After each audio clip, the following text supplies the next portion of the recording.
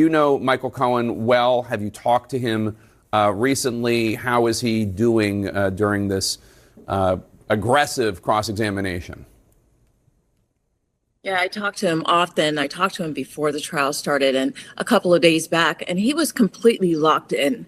I really do believe that folks are underestimating Michael Cohen and how focused he is about what he has to do as a witness. And we've seen that, how disciplined and how focused, how clear and concise he's been in responding. And I think that you'll continue to see that even as they attempt to agitate him and provoke him. It was, and Blanche added to it by being himself more theatrical about it. He's pacing, he's rubbing his head, he's flailing his arms, his voice is rising as he is being incredulous of saying to Cohen, do you really expect me to believe that in that 1 minute, 36-second phone call that you talked to Keith Schiller about the harassing text messages and phone calls, and also to Donald Trump about Stormy Daniels, where you told him it was resolved. So really just trying to undercut all of Cohen's credibility in that moment. It was interesting after, the lunch recess was called. I looked over to the cast of characters who were, from Washington who were in attendance today.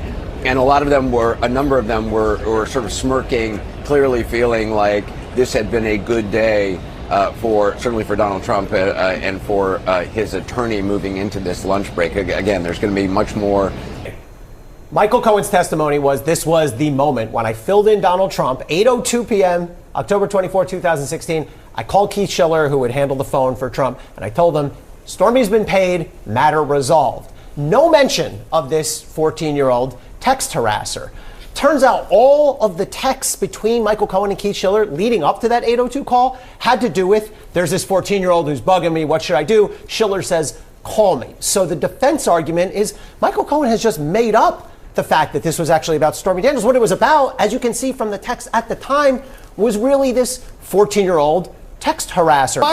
But every single person who has said I was in the room said, my goodness, this was the moment, a moment in the trial of the first real shock and sort of explosion. So if there's a Perry Mason moment, which this maybe was, how do you come back from it? What happened just now, though, is the defense lawyer walked Michael Cohen through the text records and the phone records to create a really important timeline.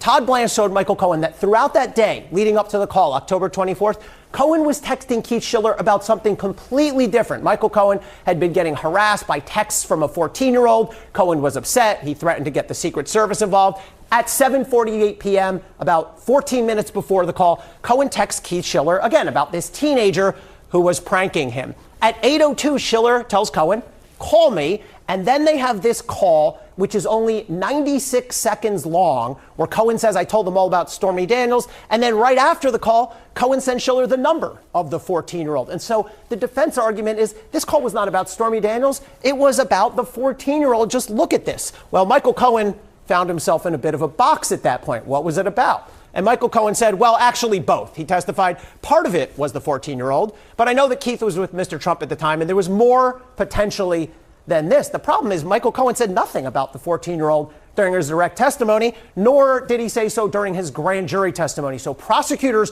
are going to have to go back and come back from this really important moment.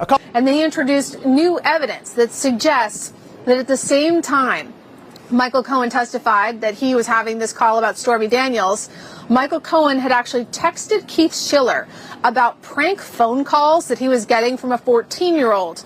And then several minutes later, Schiller asked Cohen to call him. And then Cohen, right in the same minute, called Schiller, and they had a 90-second phone call. So, of course, the defense is asking, are you sure that that call was about Stormy Daniels and not about this teen prankster? And today, Cohen testified that, in fact, part of the call was about the 14-year-old, but I know that Keith was with Trump at the time, and there was potentially more than this in that call. Blanche said that was a lie. You did not talk to President Trump. You talked to Keith Schiller. You can admit it. Cohen says, no, sir, I don't know that is accurate. So here, documents, receipts appearing to undercut whether Cohen actually spoke with Trump about Stormy Daniels at this specific time. Stacey, I got to interrupt you. Yeah. I apologize. Mr. Trump's coming out right now, and here he is. Let's listen in. Ellie Honig, this is statement he just made, would not have even charged this case. This case shouldn't have been charged, meaning it should have never been started. Human Events editorial board, this case is a joke. Ashton Kutcher is going to pop and left to tell us that we've been punked.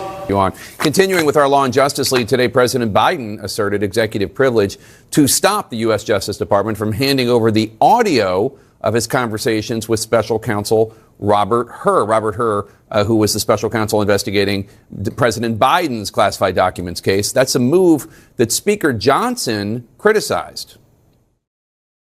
President Biden is apparently afraid for the citizens of this country and everyone to hear those tapes. They obviously confirm what the special counsel has found. Donald Trump's prosecutor said that Joe Biden did nothing wrong, released a transcript that also showed that the prosecutor said he had a photographic memory. So there's no end that will satisfy Republicans. Their impeachment inquiry is dead. Their key witness is in jail for lying to the FBI, and so this is really it's not oversight, it's overkill.